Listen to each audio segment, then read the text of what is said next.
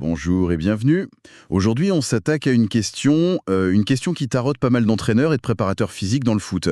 Oui, comment être sûr que ce qu'on demande à l'entraînement est bien ce que les joueurs font réellement? Exactement. On plonge dans la science du sport pour essayer de comprendre ce qui fait que l'effort des joueurs est plus ou moins constant pendant un exercice. Et pour ça, on a une source académique très solide. C'est un article qui s'intitule, attention, Determinants of Cardiovascular Load Variability During Small-Sided Games, Influence of Game Format, Bout Intensity and Yo-Yo Intermittent Recovery Performance. Voilà. Un titre un peu à rallonge, hein, comme souvent dans la recherche, mais qui pose bien le cadre. Les auteurs sont Alexandra Kisilewicz, Malgorzata Smoter et Robert Trybulski. Et c'est publié dans le Journal of Sports Science and Medicine en 2026. Le contexte, pour tout le monde, ce sont les fameux Small-Sided Games. En gros, les jeux en effectif réduit. Pensez 3 contre 3, 5 contre 5, ce genre de choses. Tout à fait. C'est devenu la base de l'entraînement moderne. C'est super efficace parce que ça fait bosser la technique, la tactique et le physique en même temps, dans des conditions qui ressemblent à un match. Mais il y a un revers à la médaille. Ben oui, c'est que c'est très dur de savoir précisément quelle charge de travail les joueurs subissent. Un coach peut vouloir faire une séance d'endurance, mais si l'effort des joueurs fait le yo-yo, l'objectif n'est pas vraiment atteint. Et c'est là que l'étude devient intéressante. Elle pose la question, qu'est-ce qui influence la régularité de l'effort, mesuré par la fréquence cardiaque, le format du jeu, la condition physique du joueur ou simplement l'intensité de l'effort? C'est la question centrale. Bon, alors, pour répondre à ça, il faut un protocole en béton. Décortiquons un peu comment ils s'y sont pris. Alors, le protocole est vraiment rigoureux, c'est ce qui fait toute la valeur de l'étude. Ils ont pris 60 jeunes footballeurs de haut niveau, tous de moins de 19 ans. D'accord. Et l'expérience a suivi ce qu'on appelle un plan croisé et randomisé. En clair, ça veut dire que chaque joueur a testé les deux formats, le 3 contre 3 et le 5 contre 5, mais dans un ordre tiré au sort. Pour éviter les biais, j'imagine. Exactement, pour être sûr que la fatigue ou un effet d'apprentissage ne viennent pas tout fausser. Et il y a un détail dans la méthode que je trouve particulièrement brillant. C'est l'histoire de la taille du terrain. Ah oui, ça c'est un point absolument crucial. Souvent, on compare un 3 contre 3 et un 5 contre 5 sur le même terrain. Mais là, non. Ils ont ajusté la taille. C'est ça, le terrain du 5 contre 5 était plus grand, mais calculé de telle manière que dans les deux cas, chaque joueur avait très exactement 100 mètres carrés d'espace pour lui. Et ça change tout. Ça change absolument tout. En faisant ça, ils éliminent une variable parasite. La comparaison ne porte plus sur l'espace disponible, mais bien sur l'effet pur du nombre de joueurs et de la dynamique de jeu. C'est très très élégant comme protocole. Et une session d'entraînement, concrètement, ça se passait comment? Chaque session était identique. 4 séries de 3 minutes de jeu, Ok. et entre chaque série, 2 minutes de récupération complètement passive. C'est un format assez classique, et bien sûr, avant toute chose, ils ont mesuré la condition physique de chaque joueur avec le test de référence, le fameux yo-yo test. D'accord, donc le cadre est posé. On a la fréquence cardiaque des joueurs sur 4 séries.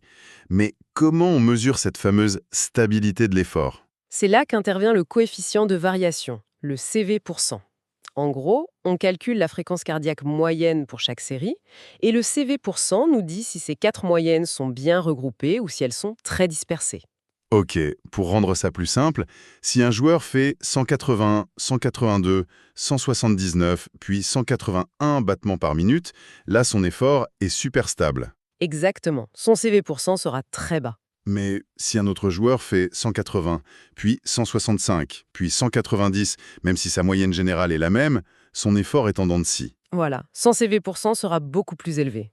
Et toute la question de l'étude, c'est qu'est-ce qui explique cette différence? Alors, venons-en aux résultats. J'imagine que ça a dû confirmer certaines choses, mais peut-être avec des surprises. Il y a eu les deux. D'abord, la confirmation attendue. Sans aucune surprise, le format 3 contre 3 a provoqué une intensité beaucoup plus élevée.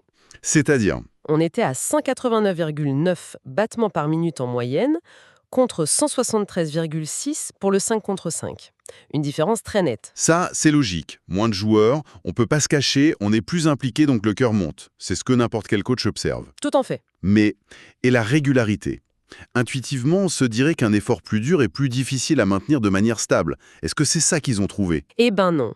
C'est là qu'arrive le résultat le plus intéressant et le plus contre-intuitif de toute l'étude. C'est exactement le contraire. Ah bon? La variabilité de la fréquence cardiaque était en fait plus faible en 3 contre 3.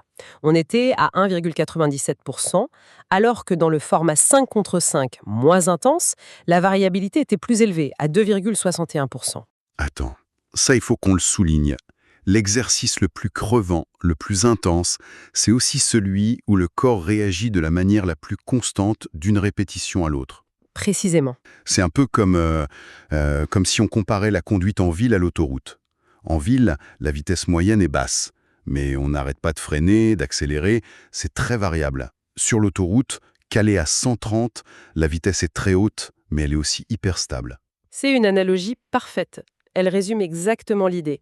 Et le modèle statistique qu'ils ont utilisé vient confirmer ça de manière très forte. C'est-à-dire? Ils ont mis les 3 facteurs possibles, le format du jeu, la condition physique du joueur et l'intensité de l'effort, dans la machine pour voir lequel expliquait le mieux la variabilité. Et le grand gagnant est? L'intensité.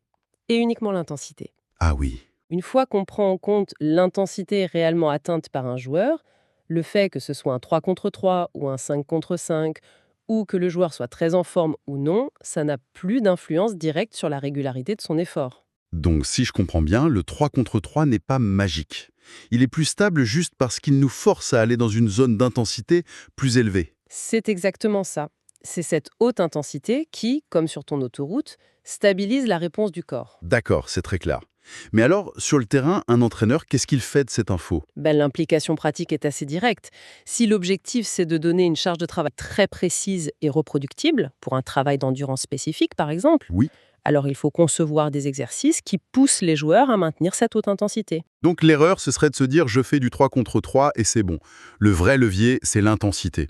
Un coach pourrait, en théorie, obtenir la même chose avec un 5 contre 5, non? Absolument.